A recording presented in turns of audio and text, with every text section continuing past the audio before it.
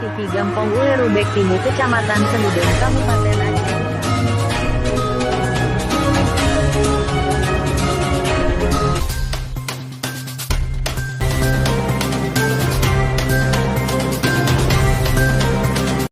Jurnal Ulerubek, peringatan Maulid Baginda Rasul Nabi Muhammad SAW.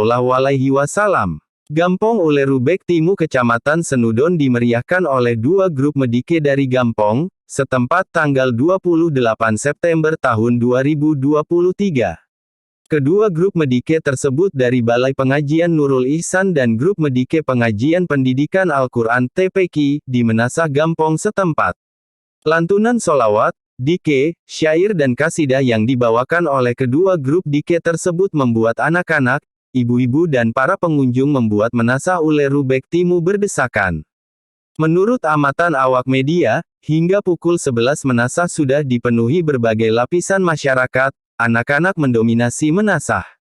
Ketua Panitia Peringatan Maulid Nabi Muhammad SAW, Ismail mengatakan, seperti tahun-tahun sebelumnya masyarakat Desa Ulerubek Timur antusias memperingati Maulid Nabi Muhammad SAW.